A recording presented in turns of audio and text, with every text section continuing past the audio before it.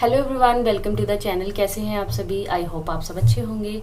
तो फ्रेंड्स, मैं उठी थी 5:30 और अब बज गए हैं 6। तो आदि का लंच और ब्रेकफास्ट रेडी कर रही हूँ स्कूल जाने के लिए।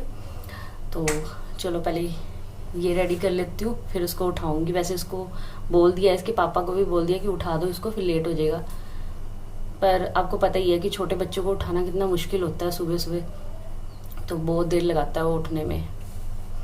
चलो मैं अब आलू क्या कहते हैं बॉईल किए हुए आलू, अब प्याज काट लेती हूँ। तो आदि को लंच बॉक्स में दूंगी आज मैं सैंडविच बना के, और साथ में दूंगी मैं मखाने देसी घी में फ्राई करके दूंगी। और फ्रेंड, ये काफ़ी अच्छे स्नैक्स होते हैं, अच्छा लगता है खाने में, काफ़ी टेस्टी लगते हैं। और इसके साथ साथ दूंगी मैं आलू की परांठी बना के उसको, वो मैं दूंगी अभी खाने के लिए सुबह ब्रेकफास्ट में। और लीजिए, हो गया है आदि का लंच बॉक्स रेडी। और आदि के पापा खिला रहे हैं उसको खाना। सुबह हम दोनों बिज़ी हो जाते हैं इस अकेले बच्चे को रेडी करने के लिए। रोटी खिला दो।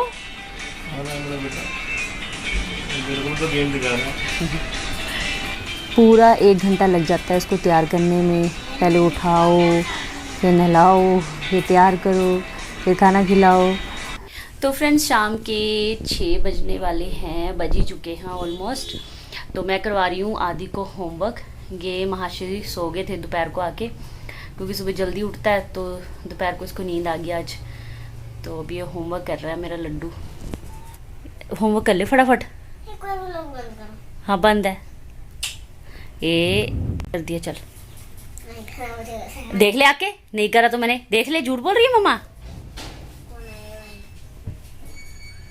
आगे इसके टिड्डे, आगे आगे होमवर्क करके खेलेगा। होमवर्क करके ऐसे नहीं मैं खेलने दूंगी भैया। हाँ जी, वो जो बोतल पे ये है आदि का दोस्त। आपका नाम क्या है? मेरा नाम सुखमीत है। आदि कितना हंस रहा है अपने दोस्त को इंट्रोड्यूस करवाते हुए। अब ये होमवर्क कर रहा है, थोड़ी देर बाद खेलेगा। सुखी है भाई, ये जो बोतल थी वो खड़ी भी हो जाती है। अच्छा, क्या यहाँ पर बैठ के खड़ी करो, खड़ी हो जाएगी। उधर है, ऐसे स्टाइल में हटने का देखो। ठीक से नोनी। मम्मा इसे करके और काम करना है। क्या लाया है? सिद्धि लाए होंगे, पता ही था मुझे। क्या लाए भैया? टॉफी लेके आए इसके लिए। मुझे पता ही था मुझे। खड़ी होगी, काम कर ले आदि। और आप क्या कर रहे हो? ठीक है। आज आदि के फ्रेंड्स जल्दी चले गए हैं, तो ये फिर मतलब रोने लग जाता है कि जल्दी चले गए हैं। तो मैं इसको बाहर घुमाने लेके जा रही हूँ। और पता नहीं, मुझे हफ्ते बाद, पता नहीं 10 दिन बाद निकली हूँ आज मैं घर से बाहर। और आप लोग देखिए कितना अच्छा मौसम हो रहा है।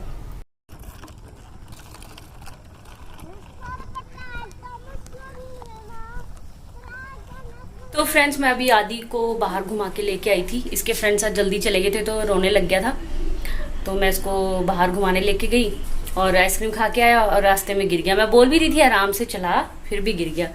अब भूख लग गई है इसको जल्दी जल्दी, अब टाइम लगेगा खाना बनाने में। मैंने इसको बोला भी मुझे दे दे आधा घंटा, कहता नहीं भूख लग रही है। अब सैंडविच बनाती हूँ इसके लिए, आलू पड़े हैं सुबह के।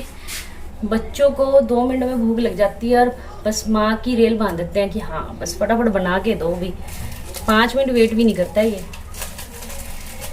अब सैंडविच बनाती हूँ इसके लिए।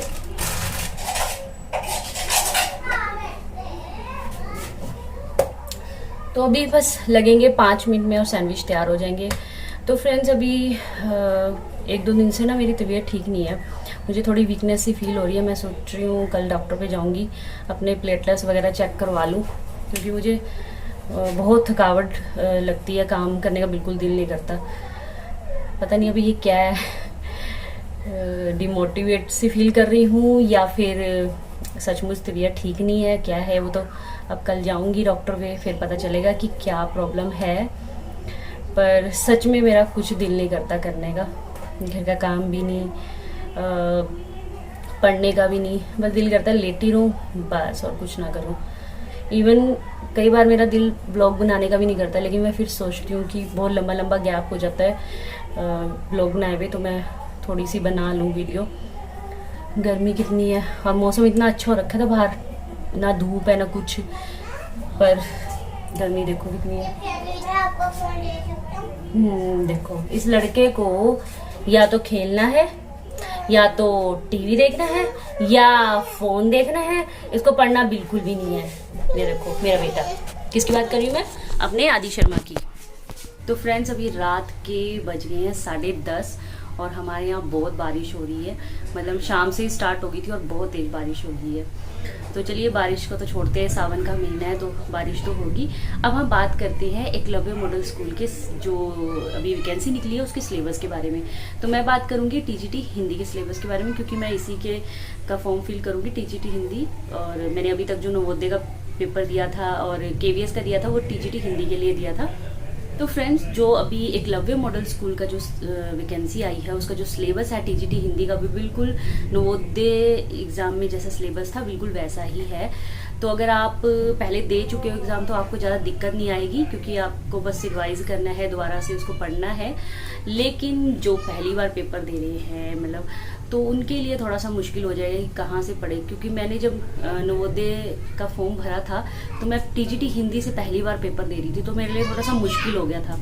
तो मैंने काफ़ी यूट्यूब चैनल सर्च किए, कैसे कौन सी बुक बेस्ट है, कैसे पढूं मैं। तो फिर मुझे मतलब काफ़ी बुक बताई, जैसे आचार्य रामचंद्र शुक्ल के इतिहास, डॉक्टर बच्चन सिंह का, लेकिन ये काफ़ी बड़ी और मतलब बहुत ज़्यादा वास्ट सिलेबस है इसका, तो पढ़ना मुश्किल है। तो फिर किसी एक टीचर ने मुझे बताया कि ये जो बुक है ना हिंदी भाषा का साहित्य, ये सरस्वती पांडे और गोविंद पांडे की जो बुक है ये काफ़ी अच्छी बुक है। इसमें ना ये जो मतलब पूरा लाइन टू लाइन दे रखा है, मतलब इसे वन लाइनर बुक कह सकते हैं। इसमें ज़्यादा आपको पूरा सिलेबस आपका कवर हो जाएगा जो भी हमारा सिलेबस में दे रखा है। तो अगर आप फर्स्ट टाइम पेपर दे रहे हैं, आपको समझ नहीं आ रहा है, तो ये बुक आप ले सकते हो, काफ़ी अच्छी बुक है। मैंने तो देखो इसी से शुरुआत की थी। और इसके साथ मैंने एग्जामपुर से मैंने कोर्स लिया था हिंदी साहित्य के लिए, तो वो सर ने भी काफ़ी अच्छा करवाया था, मेरे नोट्स बने हुए उससे। और ये बुक भी काफ़ी अच्छी है, तो आप ले सकते हो। और मतलब आपकी आराम से, आपको ईजी टू अंडरस्टैंड है, आप आराम से पढ़ लोगे, इसको ज़्यादा दिक्कत नहीं आएगी आपको।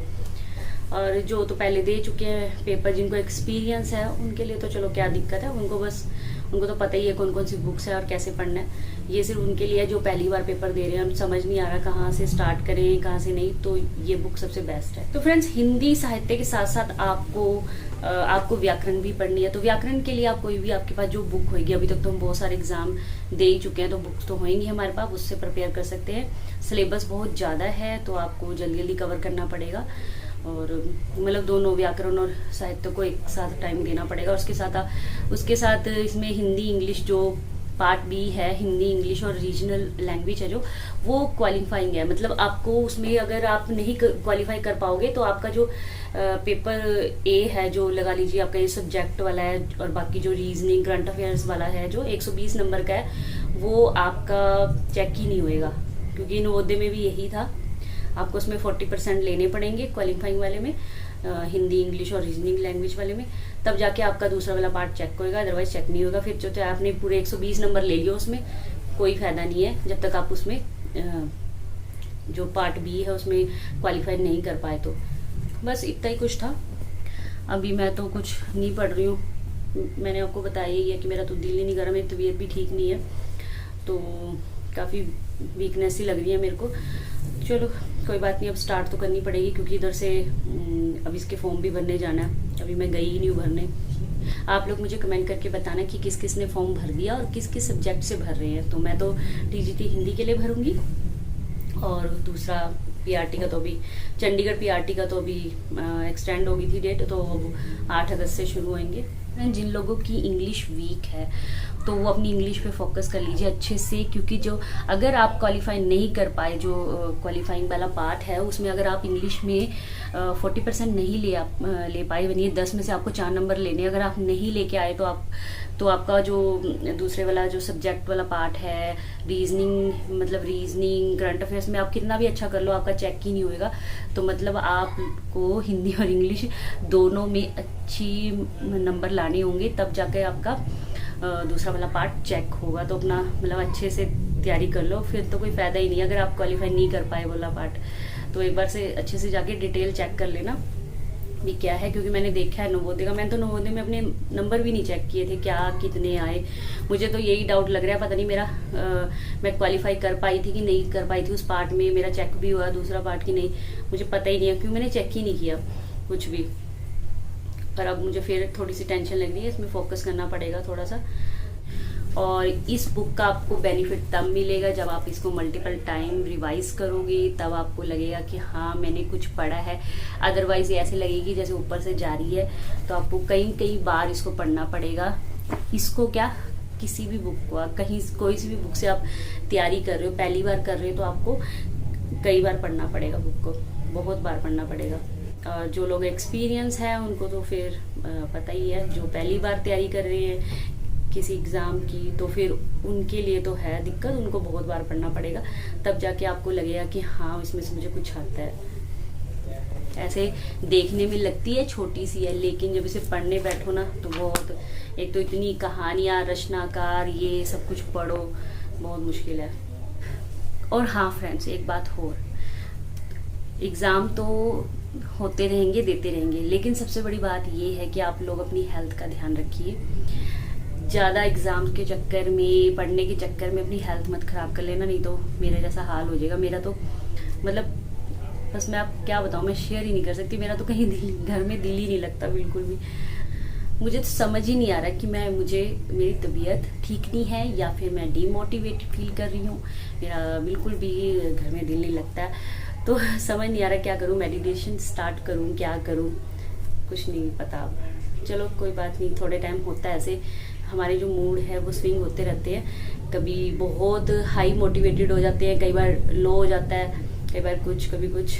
चलो कोई बात नहीं। वैसे मैं डेली हनुमान चालीसा पढ़ती हूँ, बट अभी देखिए प्रभु कुछ कृपा। तो चलो फिर ब्लॉग का एंड कर देते हैं। आपको अगर मेरा ब्लॉग अच्छा लगे तो प्लीज़ लाइक कर देना और शेयर कर देना। अगर मेरे चैनल पर न्यू है तो चैनल को सब्सक्राइब करना मत भूलना प्लीज़। तो मिलेंगे नेक्स्ट ब्लॉग में, तब तक के लिए bye bye and take care.